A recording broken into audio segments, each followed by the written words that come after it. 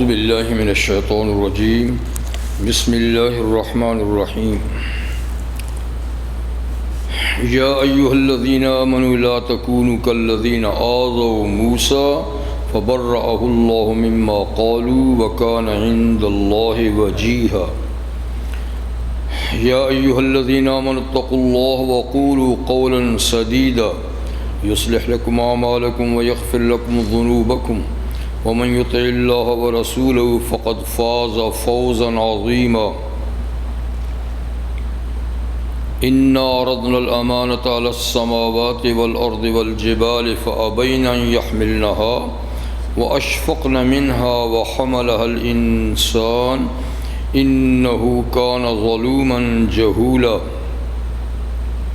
ليعذب الله المنافقين والمنافقات والمشركين والمشركات ويتوب الله على المؤمنين والمؤمنات وكان الله غفورا رحيما. صدق الله العظيم. سورۃ الاحزاب کی آخری 3 آیتیں میں نے آپ کے سامنے اس وقت تلاوت کی. ان آیات مبارکہ سے پہلے فرمایا تھا کہ جو لوگ اللہ اور اس کے رسول کو ستاتے ہیں، ایذا پہنچاتے ہیں، تو اللہ کی ان پر پھٹکار ہے، اور جو مومنوں کو بھی بغیر کسی وجہ کے ایذا پہنچاتے ہیں، ستاتے ہیں، تو وہ بھی ایک بہت بڑا الزام ان پہ لگاتے ہیں، بہتان تراشی کرتے ہیں. اور منافقوں کے بارے میں بھی ارشاد فرمایا تھا کہ اگر وہ اپنے کرتوتوں سے باز نہ آئے تو ہم آپ کو ان پر مسلط کر دیں گے اور پھر وہ مدینہ میں آپ کے پاس نہیں رہ سکیں گے مگر بہت کم. اور یہ بھی ذکر فرمایا تھا کہ آخرت میں یہ لوگ قیامت کے بارے میں پوچھتے ہیں، مذاقاً پوچھتے ہیں کہ کب ہوگی، کہ جس کی سزا کا یعنی جس کی سزا سے تم ہمیں ڈراتے ہو وہ کب ہوگی قیامت. تو فرمایا کہ قیامت اپنے وقت پہ ہوگی، لیکن یہ دیکھنا ہے کہ وہاں پیش کیا آئے گا.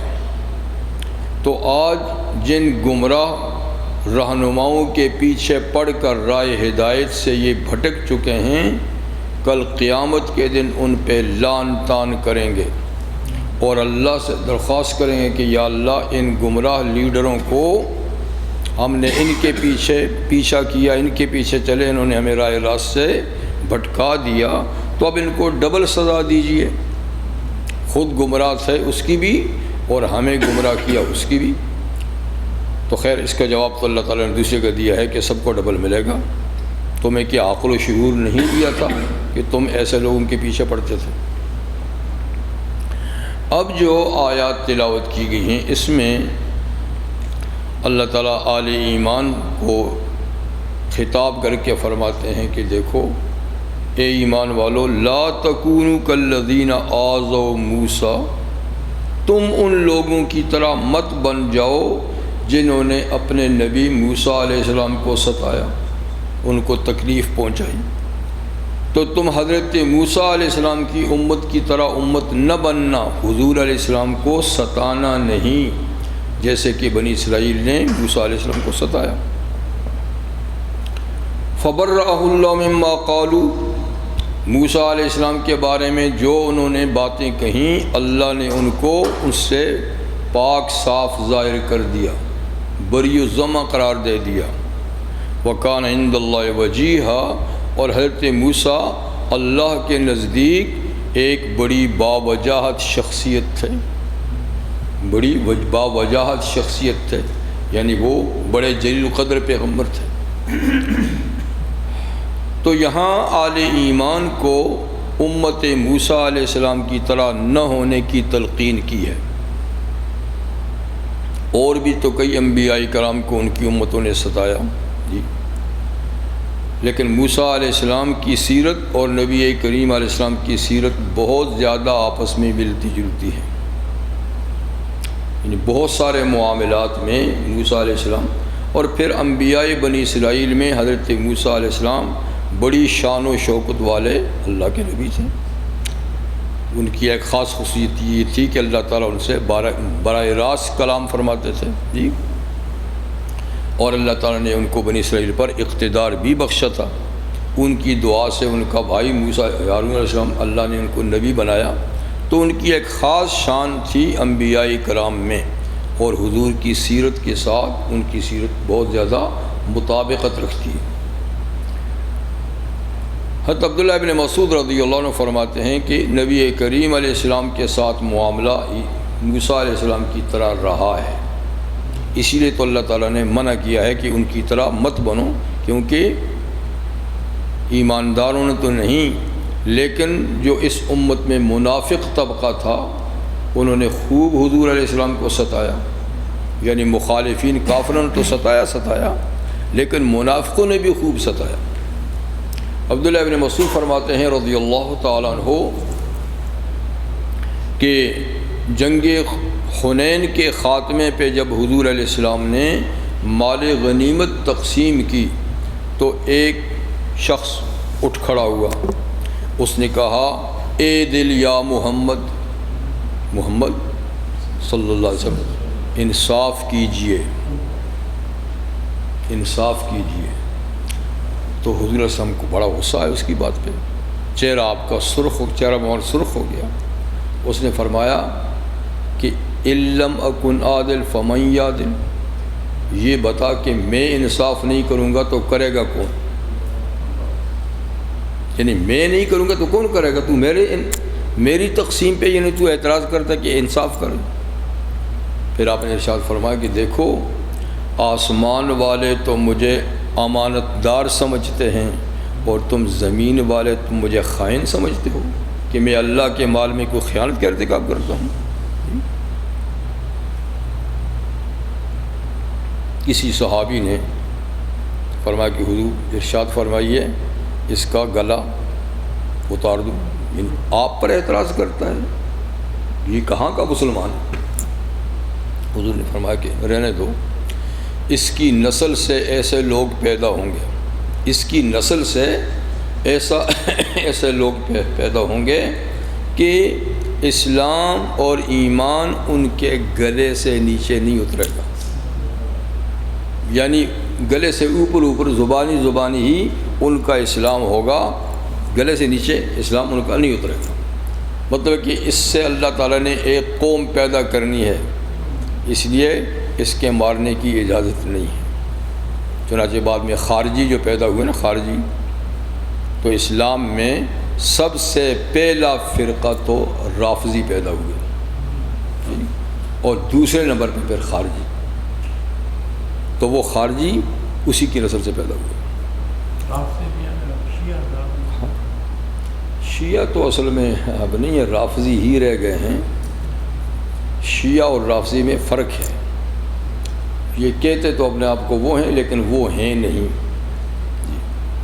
کیونکہ شیعہ کہتے ہیں ان کو جو صرف حضرت علی رضی اللہ عنہ کو دوسرے صحابہ سے افضل کہتے ہیں بس، لیکن دوسروں پہ بھی اعتراض نہیں کرتے، ان کی توہین تذلیل وغیرہ نہیں کرتے جی، اور یہ بھی نہیں کہتے، یہ کہتے ہیں کہ ہاں خلافت کا حق تو علی کا تھا، لیکن چلو باقی سب نے مل کے ابو بکر کو بنا لیا تو کوئی بات نہیں، اور یہ کہ افضل وہ ہیں، تو یہ کوئی ایسی بات نہیں ہے، اگرچہ ٹھیک نہیں ہے، یہ بھی غلط ہے، لیکن بات کفر تک نہیں جاتی۔ لیکن رافضی تو وہ ہیں جو باقی صحابہ کو مانتے ہی نہیں، ان پہ خیانت کا، ان پہ فسق کا، ان پہ بلکہ کفر تک کا، ارتداد تک کا وہ یعنی الزام لگاتے ہیں، تو وہ تو اسلام سے ہاں، لیکن وہ ہے شیعہ میں سے جی ہے، ہاں انہی میں سے، اور خود کو تو رافضی نہیں کہتے، وہ تو ہم کہتے ہیں، خود کو تو وہ اپنے آپ کو صحیح سمجھتے ہیں، شیعہ ہی کہتے ہیں، لیکن چونکہ ان کے اندر بڑے فرقے ہیں، ایک تو ہے نہیں ہے، ہاں جی کوئی 20-22 تو بڑے بڑے فرقے ہیں، اور تقریباً چھوٹے ملا کے تو 35-36 فرقے ہیں جی، تو اب اس وقت سارے تو دنیا میں نہیں ہیں، لیکن پھر بھی کافی سارے فرقے ہیں جن کا آپس میں بہت زیادہ اختلاف ہے۔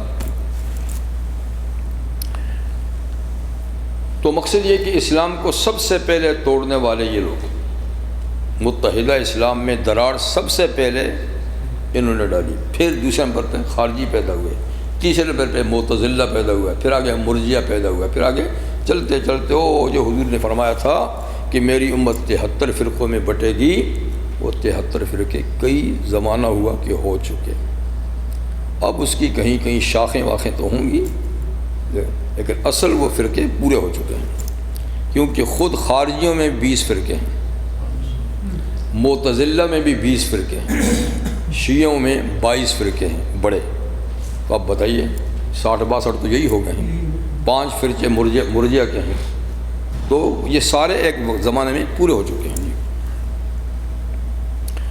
تو فرمایا کہ تم ان لوگوں کی طرح نہ ہو جو جنہوں نے موسیٰ علیہ السلام کو ستایا، جی تو تم اپنے نبی کو نہ ستاؤ۔ تو مقصد یہ کہ اس امت میں ستانے والے 2 فرقے ہیں، ایک تو امت دعوت یعنی کافر جو تھا نا وہ حضور کی امت دعوت ہے، اور دوسرے منافق، انہوں نے ستایا۔ کسی مومن کا کام نبی کو ستانا نہیں ہے، قابل اطاعت ہے۔ تو موسیٰ علیہ السلام کی طرف جو نسبت کی کہ ان کی طرح مت ستاؤ، ان کی طرح، تو موسیٰ علیہ السلام کو کیسے ستایا؟ تو ان کی بھی ایک امت دعوت اور ایک امت اجابت ہے، ان کو دونوں امتوں نے ستایا۔ امت دعوت یعنی فرعون، تو فرعونیوں نے کتنا ستایا، اور امت اجابت جو بنی اسرائیل تھے پھر انہوں نے کتنے زیادہ ستایا۔ تو یہاں انہی کا ذکر ہے کہ جب انہوں نے ستایا، بنی اسرائیل نے اپنے نبی کو نبی مان کر ستایا۔ ایک تو جب اللہ نے ان کو نجات دی اور بحر قلزم سے پار کیا اور ان کے دشمن کو پورے لشکر سمیت بحر قلزم میں ڈبو کر ختم کر دیا، جب اس سے پار آئے، صحرائے سینا میں آئے، تو ایک قوم کو دیکھا وہ کسی بچھڑے کی، کسی گائے کی، کسی بت کی پوجا کر رہے تھے۔ آتے ہی ان کو دیکھتے ہی موسیٰ سے کہا اجعل لنا الہا کما لہم آلہہ، موسیٰ ہمارا ایسا خدا بنا جیسا ان کا ہے، یعنی کم از کم نظروں کے سامنے ہو، دیکھیں کہ یہ خدا ہے۔ آپ تو ایک غائب خدا کی باتیں کرتے ہیں، تو کوئی حاضر ہونا چاہیے آنکھوں کے سامنے۔ تو کتنی احمقانہ بات، کفریہ بات انہوں نے کہی۔ کیا موسیٰ علیہ السلام کو اختیار ہے کہ وہ کسی کو خدا مقرر کریں؟ خدا تو وہ ہے جو موسیٰ کو نبی مقرر کرے، جو امت کو نجات دے، یہ نہیں کہ موسیٰ علیہ السلام نبی ہیں وہ اٹھ کے کسی کو کہیں یہ خدا ہے۔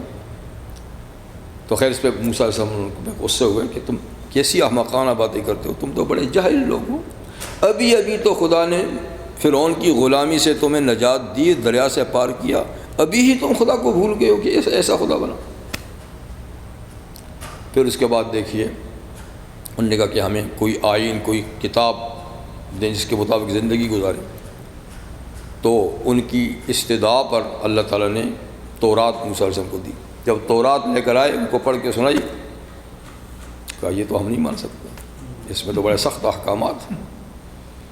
تو کتاب مانگی بھی خود، اور پھر کہا ہم تو اس پہ عمل نہیں کر سکتے، اور پھر یہ بھی مزید الزام کہ آپ 40 دن وہاں رہے ہیں، اللہ نے دینی ہوتی تو ایک دن میں دے دیتے، یہ 40 دن آپ رہے ہیں تو لگتا ہے آپ خود بنا کے لائیں، ہم کیسے یقین کریں کہ اللہ نے دی؟ خیر موسیٰ علیہ السلام نے کہا کہ چلو اپنے نمائندے بھیجو، اللہ تعالیٰ مجھ سے کلام کریں گے، وہ سن لیں کہ کتاب کس کی ہے، میری ہے یا ان کی ہے۔ وہ لوگ گئے، انہوں نے اللہ سے ہم کلامی سنی، اللہ نے کہا کہ یہ میری کتاب ہے، وہ وہاں کہنے لگے کیسے یقین کریں کہ یہ اللہ بول رہا ہے، جب تک اللہ کو آنکھوں کے سامنے نہیں دیکھیں گے کیسے یقین کریں۔ اللہ تعالیٰ نے ان کو تو وہیں پر گستاخی کی سزا دی جی، لیکن موسیٰ علیہ السلام کی دعا پہ پھر وہ ان کو اللہ تعالیٰ نے زندہ کر دیا۔ واپس آئے تو کہنے لگے کہ ہاں سنی ہے بات، اللہ فرماتے ہیں کہ میری کتاب ہے، لیکن یہ بھی کہا ہے کہ جتنا کر سکتے ہو کرو، نہیں تو رہنے دو۔ ابھی مار کھا کر آئے، پھر قوم کے سامنے کیسے دروغ ہوئی اور جھوٹ بولا۔ تو قدم قدم پہ صحرائے سینا میں اللہ کے نبی کو یہ لوگ ستاتے رہے۔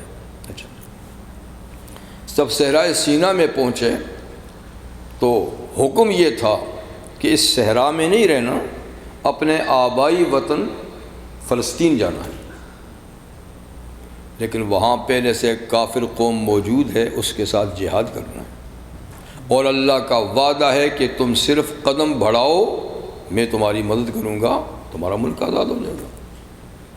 وہاں یہ بگڑ گئے۔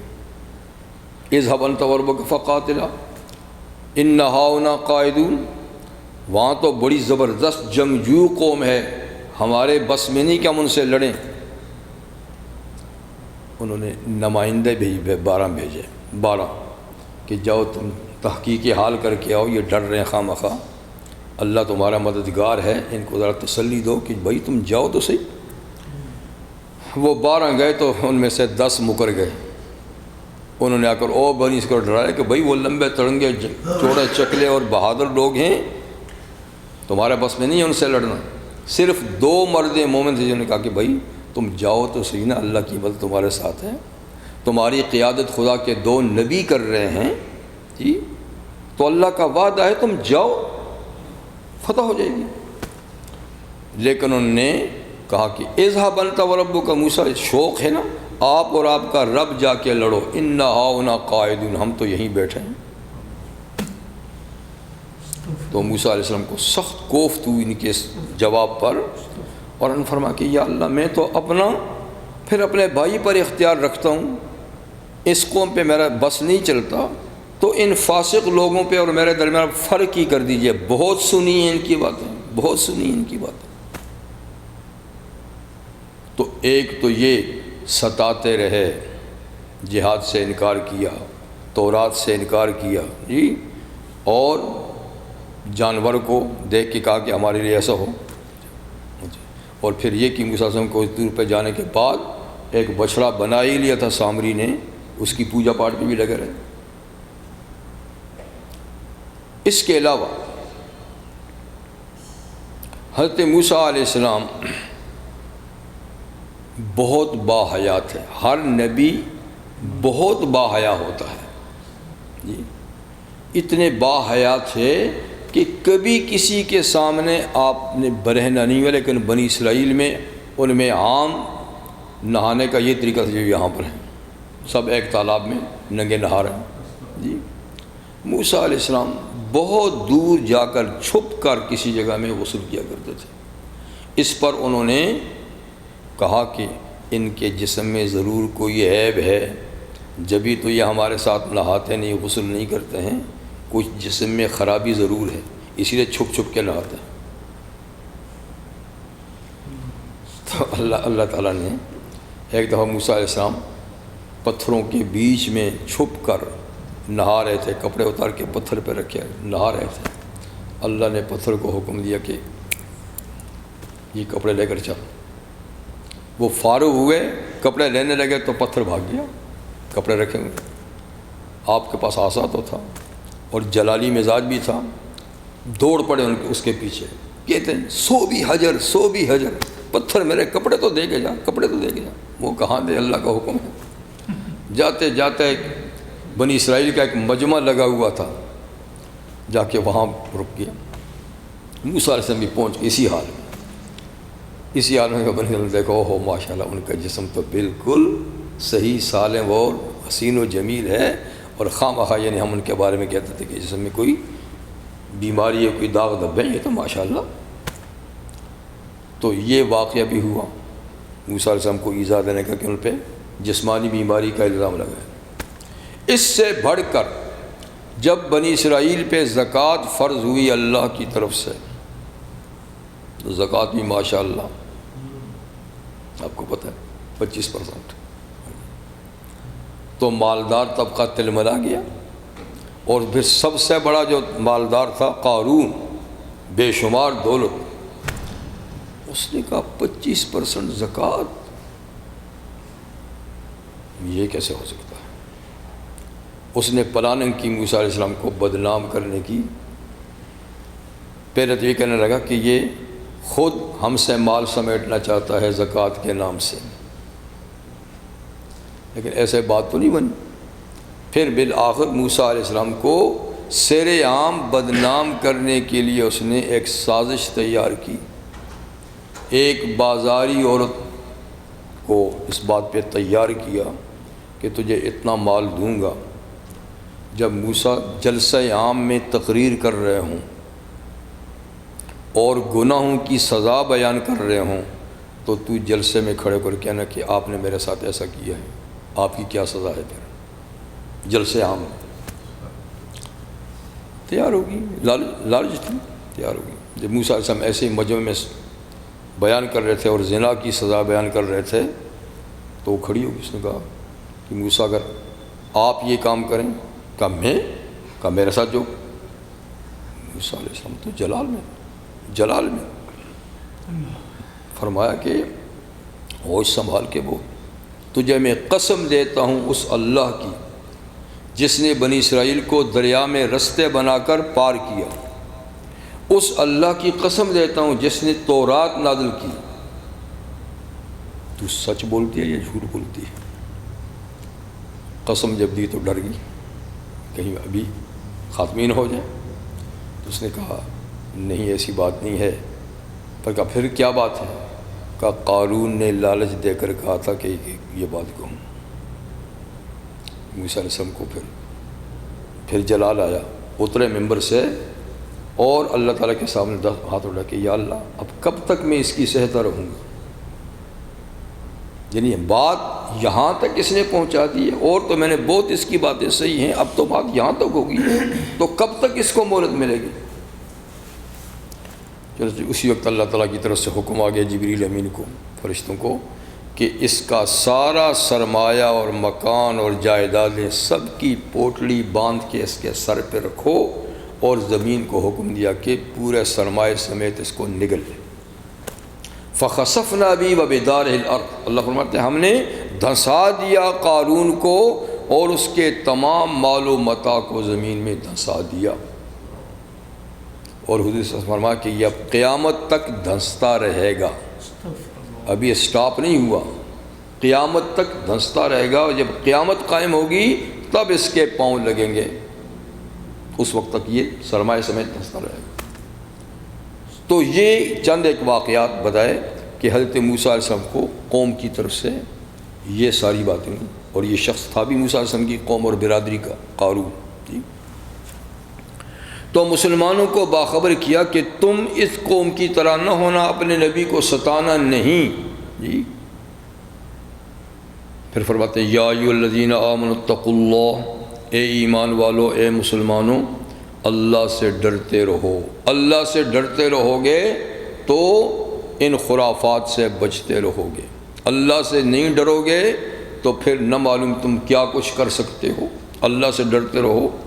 وَقُولُوا قَوْلًا سَدِيدًا، اور سیدھی سیدھی بات کہا کرو، لگی لپٹی بات، جھوٹ جی اور فحش باتیں، ایسی باتیں کہ جس سے نفرتیں پیدا ہوں، جھگڑے پیدا ہوں، غلط بیانیاں نہیں، سیدھی سیدھی صاف بات کو، قولوا قولا سدیدا۔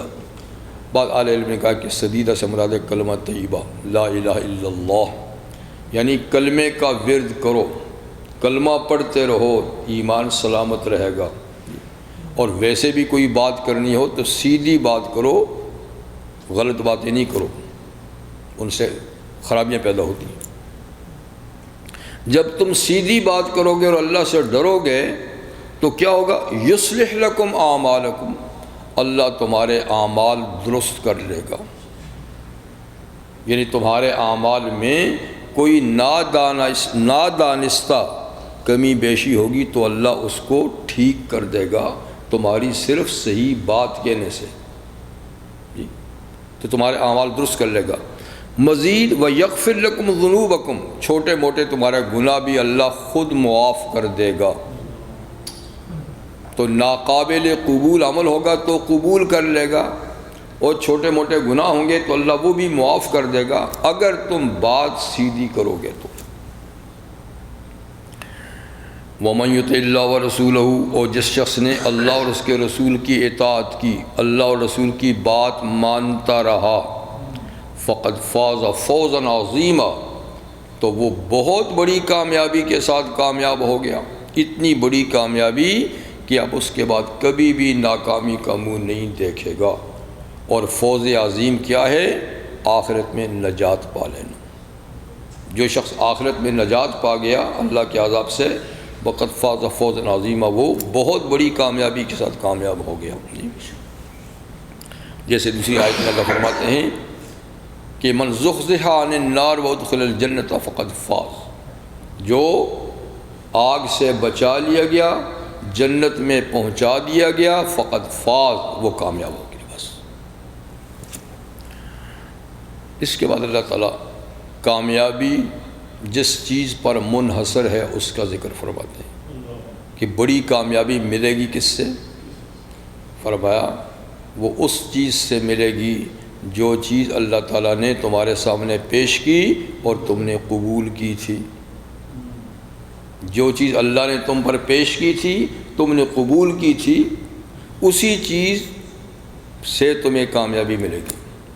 تو فرماتے ہیں اِنَّا عَرَضْنَا الْأَمَانَةَ، وہ چیز کیا ہے؟ امانت ہے، اللہ کی امانت۔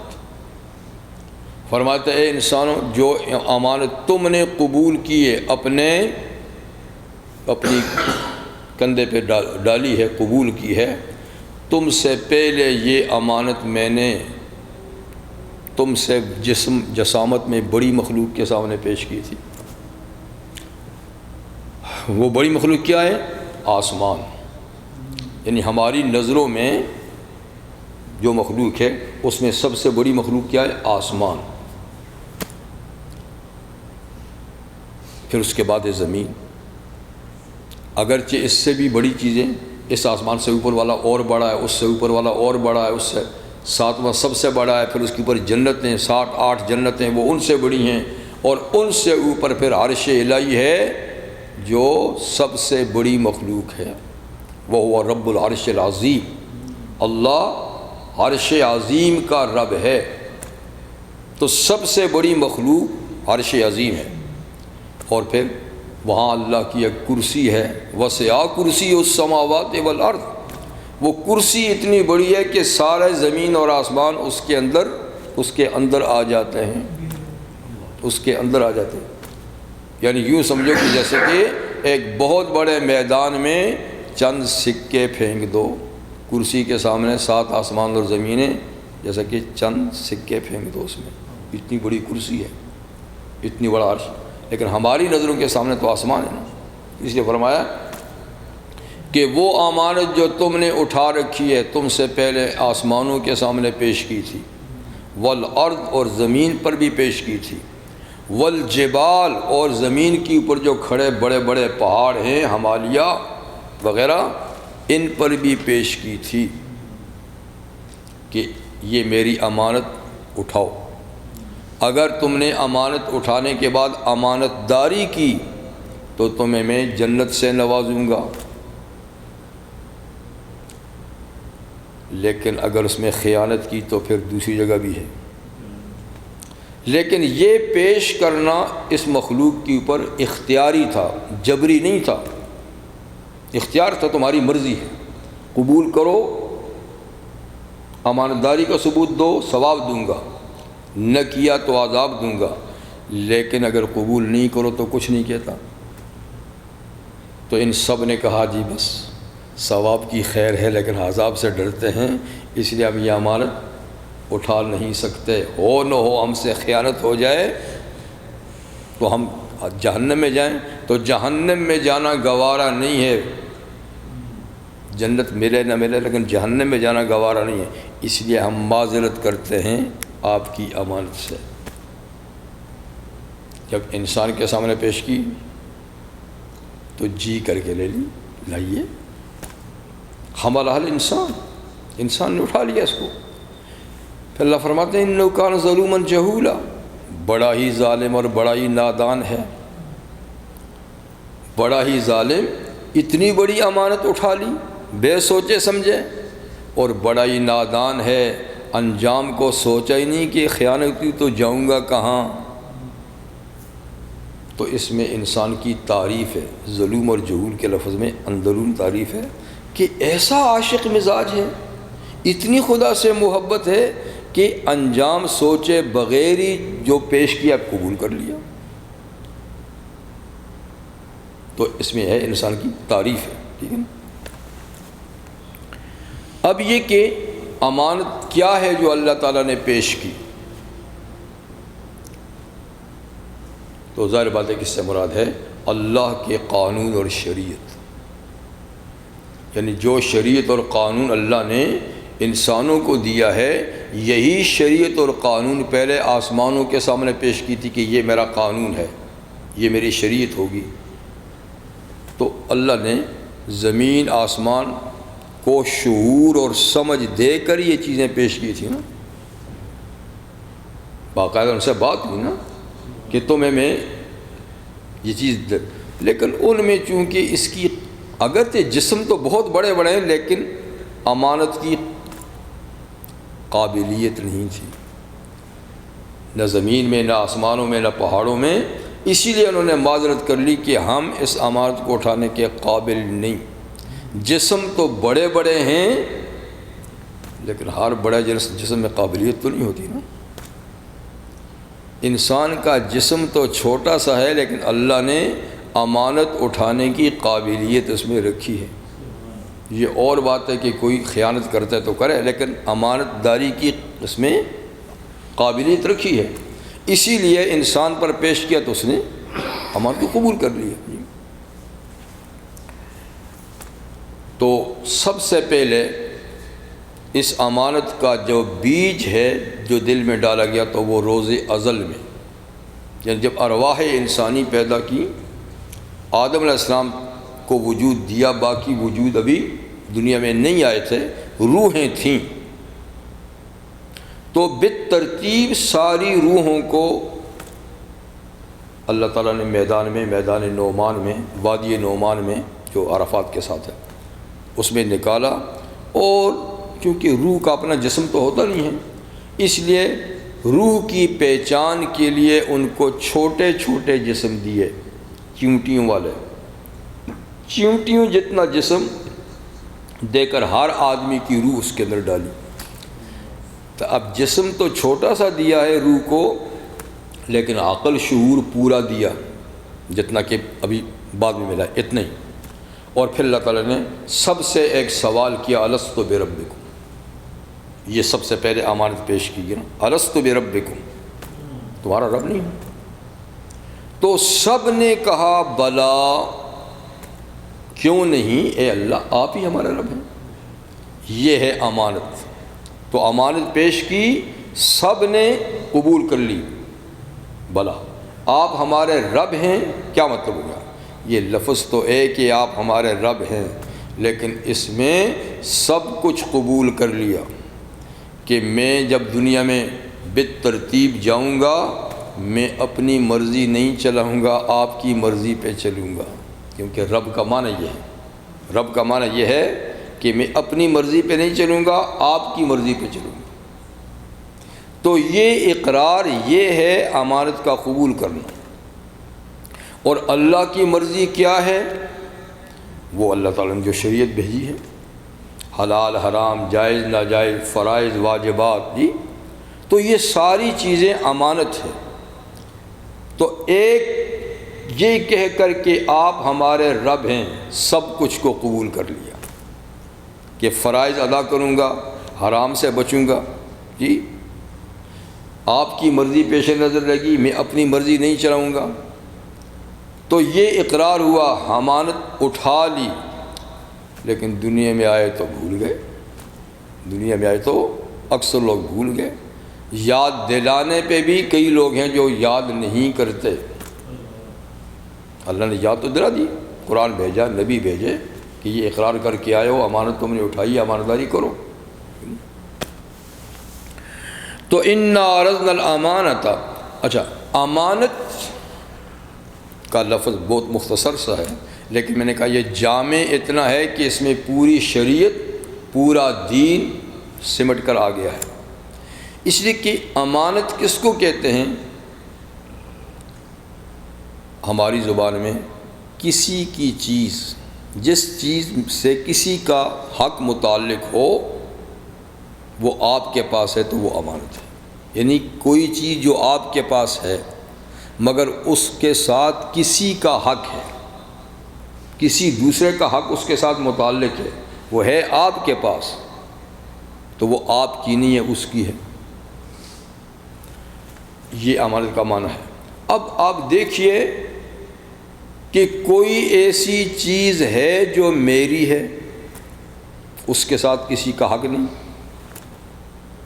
ضرور جتنی بھی چیزیں ہیں اپنے سر سے پاؤں تک، اپنے ماحول میں، پوری کائنات میں جتنی بھی چیزیں ہیں اس میں اللہ کا حق متعلق ہے، اللہ کا حق، اور یا پھر دوسرے نمبر پر بندوں کا حق۔ یا ہر چیز کے ساتھ اللہ کا حق ہے یا بعض چیزوں کے ساتھ بندوں کے حق ہے۔ تو ایسی کوئی چیز نہیں کہ جس کے ساتھ کسی دوسرے کا، اللہ کا یا بندے کا حق نہ ہو، ایسی کوئی چیز نہیں۔ جب ایسی کوئی چیز نہیں تو معلوم ہوا کہ ہر چیز ہی امانت ہے، ہر چیز ہی۔ تو ہر آدمی کے ساتھ اس کا پورا جسم اللہ کی امانت ہے، اس کا نہیں ہے، اللہ کا دیا ہوا ہے۔ ایک ایک چیز اللہ کی بنائی ہوئی ہے، اور استعمال کا طریقہ بھی اللہ نے بتایا ہے۔ ان السمع والبصر والفؤاد کل اولئک کان عنہ مسئولا۔ یہ جو تمہارے جسم میں قیمتی پارٹ میں نے رکھے ہیں، کان، آنکھ، دل، دماغ، سب کے بارے میں پوچھوں گا کہاں استعمال ہوئے۔ ہم تو کہتے ہیں آنکھ میری ہے، جس کو چاہوں دیکھوں، کان میرا ہے جو چاہوں سنوں، پاؤں میرا ہے جہاں چاہوں جاؤں، ہاتھ میرے جس کو چاہوں پکڑوں۔ تیرا کیا ہے؟ اللہ فرماتے ہیں یہ میں پوچھوں گا، یہ میں نے دیے ہیں، اور میں نے ان کے استعمال کی جگہ بھی بتائی ہیں۔ پاؤں دیے ہیں کہاں جاؤ، ہاتھ دیے تو کیا پکڑو، دل دماغ دیے تو کیا سوچو، کان سے کیا سنو، آنکھ سے کیا دیکھو، زبان سے کیا چکھو، ناک سے کیا سونگھو، پیٹ میں کیا ڈالو۔ تو یہ میں نے دیے ہیں اور میں ان کے بارے میں پوچھوں گا۔ تو پوچھتا وہ ہے جس کا ہوتا ہے۔ تو جب ہمارا وجود ہمارا نہیں ہے، جس پہ سب سے بڑا دعوت ہے کہ میں ہوں، میں کرتا رہتا ہوں، تو یہ میں نہیں ہوں تو باقی چیز ہماری کہاں ہوگی؟ یہی وجہ ہے کہ اس جسم کو یہ ہمارا نہیں، اس کی حفاظت فرض ہے، اس کو صحت مند رکھنا، اس کو ہلاکت سے بچانا، کیونکہ یہ ہماری چیز نہیں ہے، اور اس کو از خود ہلاکت کے سامنے پیش کرنا۔ اللہ فرماتا ہے وَلَا تُلْقُوا بِأَيْدِيكُمْ إِلَى التَّهْلُكَةِ، اپنے ہاتھوں کو ہلاکت میں مت ڈالو،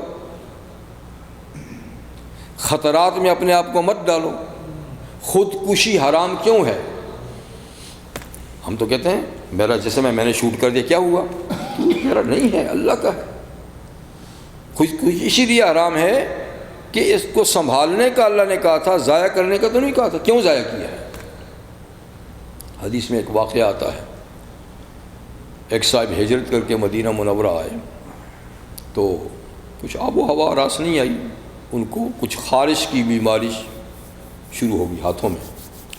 ہوتے ہوتے اس قدر خارش ہوئی کہ ناقابل برداشت ہے، تو قابل برداشت ہے، اللہ تو کوئی ایسی بیماری لگاتے نہیں جو ناقابل برداشت ہو، لیکن آدمی ہمت جب ہار جاتا ہے تو کہتے ہیں ناقابل برداشت ہے۔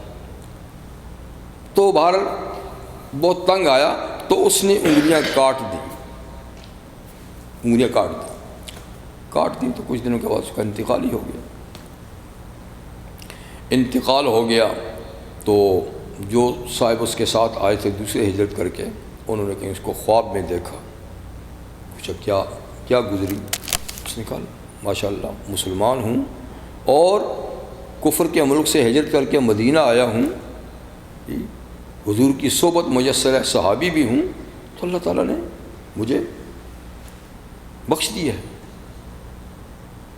کیونکہ ہجرت اس زمانے میں فرض تھی نا، اور ہجرت پچھلے سارے گناہوں کے لیے کفارہ ہوتی تھی، تو مجھے اللہ نے بخش دیا ہے۔ لیکن دیکھا تو اس کے ہاتھ پٹی سے باندھے ہوئے تھے، کہا یہ کیا ہے، پٹی کیوں بندھی ہوئی ہے؟ کہا اور تو اللہ نے مجھے بخش دیا ہے، لیکن جو انگلیاں کاٹی تھیں نا، تو اللہ نے پوچھا مجھ سے کہ انگلیاں کیوں کاٹی، انگلیاں کیوں کاٹی؟ تو وہ نہیں دیں، اسی لیے ہاتھ بندھا ہوا ہے، اور جسم ٹھیک ہے میرا، انگلیاں جو میں نے کاٹی تھیں نہیں دی۔ خیر یہ خواب حضور کو بیان کیا کہ حضور صلی اللہ علیہ وسلم نے دعا کی ہوگی، اس نے نادانی میں کاٹ دی، اس کو پتہ نہیں تھا، نیا مسلمان تھا، اللہ نے انگلیاں دے دی ہوں گی، لیکن ایک چیز بتائی گئی خواب میں کہ جو جسم کو ضائع کرتا ہے تو جسم امانت ہے، اللہ یہ امانت اسی طریقے سے مانگیں گے جیسے اس نے دی تھی۔ اسی لیے کہتے ہیں یہ آنکھوں کے آتی ہے اور یہ فلانے کے آتی ہے، جسم کو بگاڑو نہیں، اللہ ایسا جسم مانگیں گے جیسے اس نے دیا ہے۔ کسی کو اختیار نہیں کہ اپنے جسم کے پارٹ کسی کو دے، اپنا ہے وہ تو دے نا، جب اپنا ہے ہی نہیں تو پرائی چیز کیسے دیتا ہے؟ ہاں جی، تو بہرحال اپنا جسم اپنا نہیں۔ اس کے بعد انسان کا سب سے بڑا دعویٰ ہوتا ہے کہ بچے میرے ہیں، میں پڑھاؤں نہ پڑھاؤں، میں جو چاہوں ان سے کراؤں، کہتے ہیں اولاد میری ہے، میری اولاد، میری اولاد، میری اولاد۔ تیری اولاد ہوتی تو تیری مرضی سے ہوتی، جتنی تو چاہتا اتنی ہوتی، لیکن کیا ایسا ہوتا ہے؟ اور ہر شادی شدہ جوڑا کی اولاد ہوتی اگر انسان کے اختیار میں ہوتی، پھر جو بیٹے چاہتا تو بیٹے ہوتے، جو بیٹیاں چاہتا تو بیٹیاں ہوتی، جو دونوں چاہتا تو دونوں ہوتی، لیکن یہاں معاملہ ایسا نہیں ہے۔ شادی ہو جاتی ہے، سالہ سال گزر جاتے ہیں، جی اولاد کو ترستے ہیں، دعائیں کرتے ہیں، سب کچھ کرتے ہیں، اولاد نہیں ہوتی، دینے والا جو نہیں دیتا۔ اسباب موجود ہیں، اسباب موجود ہیں، لیکن اللہ نہیں دیتا۔ تو اللہ فرماتے ہیں تمہاری نہیں، تمہاری مرضی سے نہیں، یہب لمن یشاء اناثا، اللہ جس کو چاہتا ہے بیٹیاں دیتا ہے، یہب لمن یشاء الذکور، جس کو چاہتا ہے بیٹے دیتا ہے، او یزوجہم ذکرانا و اناثا، یا دونوں کو جوڑ کر بیٹے بیٹیاں بھی دیتا ہے، ویجعل من یشاء عقیما، اور جس کو چاہتا ہے کچھ نہیں دیتا۔ تو معلوم ہوا کوئی دیتا ہے، جو دیتا ہے تو چیز اسی کی ہے، جو دیتا ہے چیز اسی کی ہے، تو وہ پوچھے گا بھی، وہ پوچھے گا بھی پھر اس کے بارے میں۔ ام سلیم رضی اللہ عنہ حضرت انس بن مالک رضی اللہ عنہ کی والدہ ہیں، ابو طلحہ کی یعنی بیوی ہیں، دوسری بیوی ہیں، ان کے والد انس بن مالک کا تو انتقال ہو گیا تھا نا، تو حضرت ابو طلحہ سے ان کی شادی ہوئی، تو حضرت انس ان کے سوتلے بیٹے ہیں۔ حضرت انس فرماتے ہیں کہ میرا سوتیلا بھائی تھا، ایک چھوٹا سا تھا، ابو عمیر، حضور صلی اللہ علیہ وسلم نے اس کو کنیت دی تھی ابو عمیر، تو یعنی میرے والد جو ہے ابو طلحہ کہیں ان کو جانا تھا، تو یہ بھائی بیمار ہو گیا، چھوٹا بچہ تھا، تو ماں سے کہا کہ اس کی ذرا دیکھ بھال کرنا، میں سفر پہ جا رہا ہوں۔ ماں تو ویسے ہی کرتی ہے، لیکن بار اس نے بھی کہہ دیا۔ وہ سفر پہ گئے تو قضاء الہی سے بچہ پیچھے سے اس کا انتقال ہو گیا، اور جس دن انتقال ہوئی اسی دن ابو طلحہ واپس بھی آ گئے۔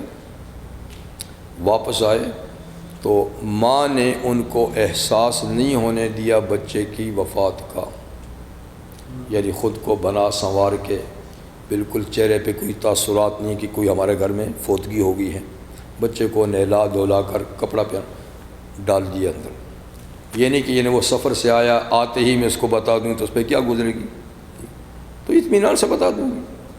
خیر وہ آئے تو اس نے سب سے پہلے ہی پوچھا کہ بچے کا کیا حال ہے، کہا بڑے آرام سے ہے، جنابی بڑے آرام سے، وہ یہ سمجھا کہ صحت مند ہوگا، سو گیا ہوگا۔ بار رات بسر ہوئی، کھانا کھایا، سب کچھ ٹھیک. صبح ہوئی تو کہنے لگی، ام سلیم کہنے لگی کہ ابو طلحہ آپ سے ایک مسئلہ پوچھتی ہوں. تو پوچھی. اگر کوئی کسی کو چیز دے تو کیا ہوتی ہے کہ امانت. وہ اگر اپنی امانت مانگے تو دینی چاہیے کہ نہیں؟ کہ بالکل دینی چاہیے. خوش ہو کے دینی چاہیے یا ناراض ہو کے؟ خوش ہو کے دینی چاہیے. چیز جو پرائی ہے، چیز جو پرائی ہے تو پھر ناراضگی کی کیا بات ہے؟ خوش ہو کے دینی چاہیے. لیکن دیکھیے وہ بچہ جو اللہ نے ہمیں دیا تھا، وہ بچہ جو ہم کو اللہ تعالیٰ نے دیا تھا، وہ اللہ نے واپس لے لیا ہے. کتنی دانش مندی کی بات ہے جی. اور یہ حضور کی صحابیہ ہونے کی بات. اب نہ رونے کے نہ ہنسنے کے. ابو طلحہ مسئلہ بھی تو خود بتا چکے ہیں، فتویٰ خود دے چکے ہیں جی. کہا خدا کی بندی رات کو کیوں نہیں بتایا؟ کہا رات کو بتاتی تو تیری رات بے چینی سے گزرتی، سفر سے آیا تھا، نہ کھانا کھاتا نہ کچھ ہوتا. تو میں نے کہا وہ تو جو ہونا تھا سو ہو گیا ہے، تو آپ کو کیوں خواہ مخواہ پریشان کروں؟ تو یہ بات ہے کہ وہ اللہ کی امانت تھی. اسی لیے نبی کریم علیہ السلام نے تعزیت کی یہ دعا بتائی ہے. تعزیت کی دعا کہ کسی کے یہاں فوت گیا تو کیا کہو؟ ان للہ ما اخذ، اللہ ہی کا تھا جو اس نے لیا ہے. وَلَهُ مَا آتا، اور جو دیا ہے وہ بھی اسی کا ہے. جو لیا ہے وہ بھی اسی کا تھا، جو دیا ہے وہ بھی اسی کا ہے جی. تو اس لیے فَلْتَصْبِرْ، تمہیں صبر کرنا چاہیے. وَلْتَحْتَسِبْ، اور ثواب کی امید رکھنی چاہیے. تو اگر اسی لیے کہتے ہیں کہ جب پریشانی کی سنو تو اِنَّا لِلَّهِ وَإِنَّا إِلَيْهِ راجعون. ہم سب اللہ کے ہیں، ہم سب اللہ کے ہیں اور نمبر وار جائیں گے، سب اسی کی طرف جائیں گے. تو بہرحال نہ ہم اپنے ہیں، نہ اولاد اپنی ہے، نہ مال اپنا ہے. مال کے بارے میں بھی کہتے ہیں نا، میں نے کمایا ہے کسی کو دوں نہ دوں، جیسے چنگ لگاؤں. نہیں بھائی، غلط بات ہے. وہ بھی اللہ ہی دیتا ہے. اللہ فرماتا ہے نحن قسمنا بینہم معیشتہم فی الحیاۃ الدنیا، دنیا کی زندگی میں زندگی کا سامان ہم نے ہی تقسیم کیا ہے کہ کس کو زندگی گزارنے کا کتنا سامان دینا ہے، وہ ہم پہلے تقسیم کر چکے ہیں اور تقسیم کے مطابق ملتا ہے. ابھی آدمی ماں کے شکم میں ہوتا ہے کہ یہ تقسیم ہو جاتی ہے کہ اس کو روزی کتنی ملنی ہے، زندگی کتنی ہے جی. تو یہ تو تقسیم ہے، اس سے ایک دانہ کم زیادہ نہیں ہو سکتا. یہی وجہ ہے کہ کسی کو زیادہ محنت سے بھی کم ملتا ہے، کسی کو کم محنت سے بھی زیادہ ملتا ہے، وہ تقسیم سے ملتا ہے جی. تو پھر آدمی کہے مال میرا ہے، میرا ہے، تیرا کہاں سے ہے جی. تو ہر چیز مقصد یہ ہے کہ امانت ہے، ہر چیز کے ساتھ امانت کا تعلق ہے. لیکن سب سے بڑی امانت کیا ہے؟ اللہ کا دین جو ہمارے پاس ہے. یہ اللہ کا دین سب سے بڑی امانت ہے. تو اس امانت پہ خود عمل کرنا اور اس امانت کو دوسروں تک پہنچانا، یہ بہت بڑی ذمہ داری ہے، بہت بڑی ذمہ داری ہے. لوگ آنکھ ڈونیشن اور ڈونر آرگن ڈونیشن کرتے ہیں تو کر سکتے ہیں؟ کس کا کرتے ہیں؟ آنکھوں کا؟ جی. تو آنکھوں کا تو نہیں ہونا چاہیے. ہم تو یہی کہتے ہیں اس لیے کہ اس کی نہیں ہے، اور جسم کو بدنما کرنے کی اجازت بھی نہیں ہے. جب آنکھ کان اعضاء کٹیں گے تو اس کو عربی میں کہتے ہیں مثلا. تو دشمن کے مقتولوں کو مثلا بنانے کا حکم نہیں، اجازت نہیں ہے. پہلے زمانے میں دشمن کے آدمی جب مارتے تھے ان کے اعضاء کاٹتے تھے. خود حضرت حمزہ کے اعضاء نہیں کاٹ دیے صحابہ نے جی. تو شریعت اس کی اجازت نہیں دیتی کہ کسی کے اعضاء کاٹو. ٹھیک ہے، اس کو قتل کرنا ہے وہ تو ٹھیک ہے، سزا ہے اس کی، لیکن اب اس کے اعضاء بھی کاٹ دو. تو جب دشمن کے اعضاء کاٹنے کی اجازت نہیں ہے تو اپنے اعضاء کسی کو دینے کا کیا مطلب ہے؟ اور طریقہ علاج جو ہیں وہ کریں.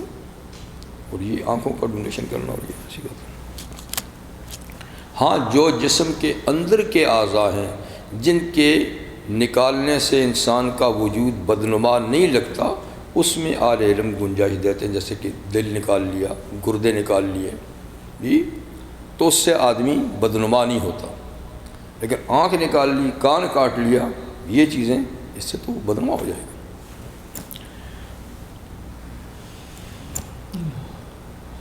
تو ہم نے امانت پیش کی آسمانوں اور زمین پر اور پہاڑوں پر، فَأَبَيْنَ أَن يَحْمِلْنَهَا، تو انہوں نے انکار کر دیا اس امانت کو اٹھانے سے، یعنی ہم نہیں اٹھا سکتے۔ دوسرا لفظ کہ انہوں نے معذرت کر لی جی، وَأَشْفَقْنَ مِنْهَا، اور اس امانت کے اٹھانے سے ڈر گئے کہ کہیں خدا نخواستہ خیانت ہوئی تو پکڑے جائیں گے، لیکن وَحَمَلَهَا الْإِنسان، انسان کے سامنے پیش کی تو اس نے بخوشی قبول کر لی۔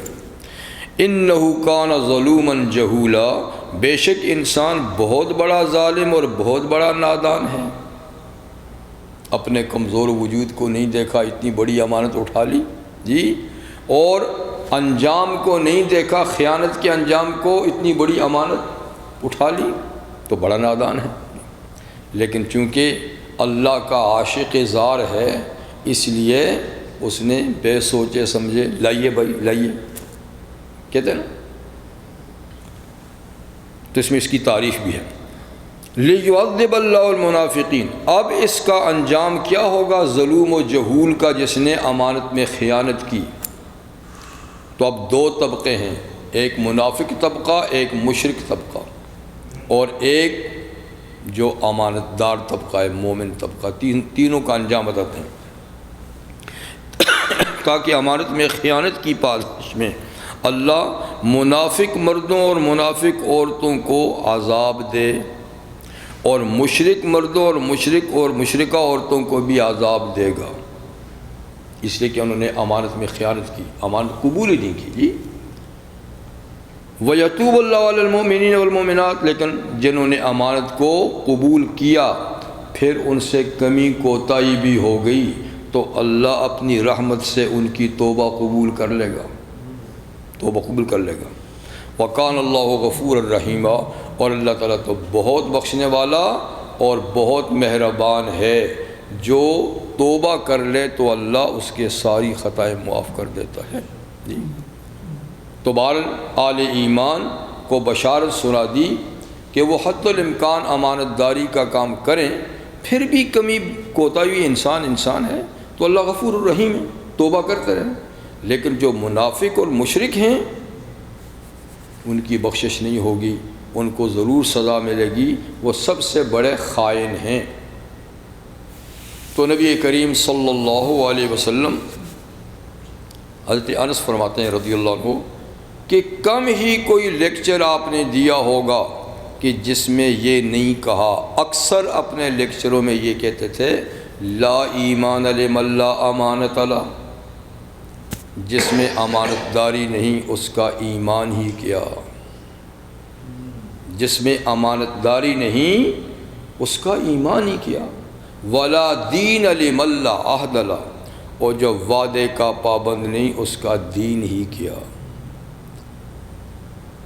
تو اکثر لیکچروں میں فرماتے تھے کہ امانت داری سے ایمان بنتا ہے جی، اور عہد و پیمان پورا کرنا اس سے دین ہوتا ہے۔ یہ چیزیں چھوٹ جائیں تو وہ دین وہ ایمان کمزور درجے کا ہے، کسی وقت بھی ادھر ادھر ہو سکتا ہے جی۔ اسی طرح یہ بھی فرمایا عدل امانت، امانت ادا کرو، جس کی بھی امانت ہو، اللہ کی ہو بندوں کی ہو، امانت ادا کرو۔ ولا تخن، عدل امانت الی من ائتمنک ولا تخن من خانک، جو تیرے پاس امانت رکھے تو ادا کر امانت، لیکن جو تیرے ساتھ خیانت کرے تو خیانت نہیں کرنا، خیانت نہیں کرنا، امانت داری کرنا، خیانت نہیں کرنا جی۔ اور حضور صلی اللہ علیہ وسلم فرمایا کہ منافق کی 3 نشانیاں ہیں، اذا حدث کذب، جب بات کرے تو جھوٹ بولے، واذا وعد اخلف، جب وعدہ کرے تو خلاف کرے، واذا اؤتمن خان، جب امانت ہو تو خیانت کرے، امانت رکھی جائے تو خیانت کرے۔ تو ہر چیز کو اس کے معیار کے پیمانے کے مطابق کرنا یہ امانت داری ہے، اور اس کے پیمانے سے کم زیادہ کرنا یہ خیانت ہے۔ اس لیے امانت کا تعلق وضو سے بھی ہے، غسل سے بھی ہے، امانت کا تعلق نماز سے بھی ہے، روزے سے بھی ہے، یعنی عبادات سے بھی ہے، یہ ان کی چیزوں سے۔ تو ہر چیز ٹھیک طریقے سے جیسے حکم ہے اس طرح کرنا یہ امانت داری ہے، اور اس میں گڑبڑ کرنا یہ خیانت ہے۔ تو ہر چیز کے ساتھ امانت کا تعلق ہے۔ تو یہ سورہ احزاب ان آیات پہ اب ختم ہو گئی۔